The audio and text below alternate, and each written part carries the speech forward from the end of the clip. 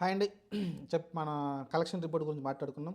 ఆ తర్వాత కూడా కలెక్షన్‌లో పెద్ద మార్పు ఏం లేదండి. జాక్ అయితే ఆల్రెడీ అటర్ ఫ్లాపు. ఇంకా అక్కడ అమ్మాయి ఇక్కడ అబ్బాయి ఏదో ఉంది కదా! అది కూడా అటర్ ఫ్లాపు. పక్కన పెట్టేసేయండి. దాని కలెక్షన్‌లు కూడా మాట్లాడుకోవడం వేస్టు. జాక్ సిద్ధు జొన్నలు కూడా అదే. ఇంకోటేమో ప్రదీప్ మాచిరాజు. దానికి ముందు ఏదేదో ఒక ప్రదీప్ సినిమా వచ్చింది కదా! అది కొంచెం పర్లేదనిపించింది. ఈ సినిమా అయితే 4,00,00,000కి అమ్మినట్టు తెలిసింది ప్రదీప్ సినిమా. కానీ రాలేదు.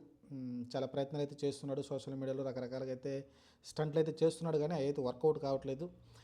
జాక్ అయితే వదిలేశారు పూర్తిగా. అసలు సిద్ధు జొన్నలు కూడా ఎక్కడ కనిపించట్లేదు. ఇంకా డైరెక్ట్ నిర్మాతలు ఎక్కడ కనిపించట్లేదు. వాళ్ళు అయితే వెళ్ళిపోయారు. కానీ గుడ్ బ్యాడ్ అగ్లీకి అయితే బాగా వస్తుంది కలెక్షన్లు, పర్లేదు. తెలుగులో కూడా హిట్ టాక్ అయితే తెచ్చుకుంటుంది నలిసి. అంటే కొన్ని నెగిటివ్ రివ్యూలు పడ్డప్పటికీ తెలుగులో కలెక్షన్లు అయితే వస్తున్నాయి. ఆప్షన్ ఏ సినిమా లేదు కాబట్టి తెలిసి మన గుడ్ బ్యాడ్ అగ్లీ చూస్తున్నారు అజిత్ సినిమా అయితే. అలానే ఇంకా తమిళంలో చూస్తే దాదాపు తన హైయెస్ట్ తన కెరీర్లోనే బెస్ట్ కలెక్షన్ అయితే రాబోతున్నట్టు తెలుస్తుంది. మరి చూడండి, అర్థం చేసుకోండి. మరి తెలుగులో చూస్తే మీకు కనీసం 4 కోట్లు 5 కోట్లు వసూయడానికి కష్టపడుతుంది. అక్కడ చూస్తే దాదాపు 200 కోట్లు గ్రాస్ వచ్చేలా కనిపిస్తుందంట. ప్రస్తుతానికి తన కెరీర్ బెస్ట్ కలెక్షన్ అయితే రాబోతున్నాయి అంట. అజిత్ కెరియర్లో వన్ ఆఫ్ ది బెస్ట్ మూవీగా నిలబోతుంది. సరే ఏదైనప్పటికీ అదొక హిట్ టాక్ తోటి అయితే ముందుకెళ్తుంది. తెలుగు రాష్ట్రాల్లో తమిళనాడులో కూడా మంచి భారీ విజయం అయితే సాధించుతుంది. దానికి ముందు వచ్చిన సినిమాలో జాట్ అయితే పర్లేదు, యావరేజ్ అనిపిస్తుంది కలెక్షన్ పరంగా చూసుకుంటే. మీకు చూసుకుంటే ఇంకా సికిందర్ అయితే ఆల్మోస్ట్ డెడ్ అండి. ఎంత డెడ్ అంటే ఆ సినిమాకి పెట్టిన ఖర్చు కావచ్చు, లేకుంటే ఇప్పటి వరకు అతను రిలీజ్ చేసిన సినిమాల్లో ఏది కూడా ఇంత అంటే ట్యూబ్లైట్ కూడా అప్పుడు వచ్చిన ట్యూబ్లైట్ ఏదో వచ్చింది అనుకో, బజరంగ్ భాయిజాన్ తర్వాత ట్యూబ్లైట్ వచ్చింది అనుకుంటా. ఆ ట్యూబ్లైట్ సినిమా కూడా ఇంత డిజాస్టర్ కాలేదు. ఇప్పుడు చూస్తే ఈ సినిమా అయితే చాలా డిజాస్టర్ అయితే అయిపోయిందండి. తెలిసి 100 కోట్లు కలెక్ట్ చేయడానికి కూడా కింద మీద పడతా ఉంది. అలాంటిది మరి దాదాపు 200-300 కోట్లు వసూలు చేయాలంటే మామూలు విషయం కాదు. ఇంకా అయిపోయింది సినిమా అయితే డెడ్.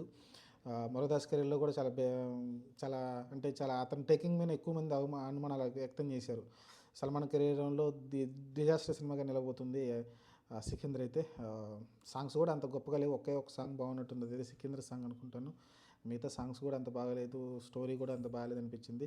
ఓవరాల్ చూసుకుంటే సినిమా అయితే సల్మాన్ కెరీర్లో ఒక పెద్ద డిజాస్టర్గా మిగిలిపోయింది. చూద్దాం మరి. ప్రస్తుతానికైతే ఏ సినిమా కూడా ఆశించిన స్థాయిలో అయితే కలెక్షన్ రాబట్టట్లేదు.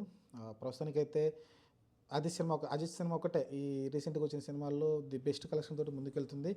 నెక్స్ట్ ఇంకా ఫ్యూచర్లో ఏమైనా వస్తున్నాయి అంటే మేలో వస్తున్న సినిమాలు ఏమైనా ఉన్నాయంటే అవి వస్తున్నాయి కదా. హిట్ 3 ఒకటి వస్తుంది. అర్జున్ సన్ ఆఫ్ వైజయంతి వస్తుంది. మరి ఈ సినిమా పైన హోప్స్ ఉంది. అందులో హిట్ 3 మీద అయితే చాలా హోప్స్ ఉన్నాయి.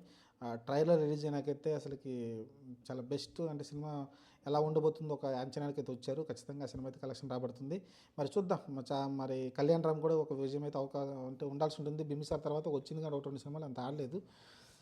మరి చూడాలి మరి. ఈ సినిమా తన విజయశాంతి గారు అమ్మగారు నటిస్తున్నారు. తన క్యారెక్టర్ కూడా చాలా రోజుల తర్వాత చాలా మంచిగా ఎస్టాబ్లిష్ చేస్తున్నారు సినిమాలో.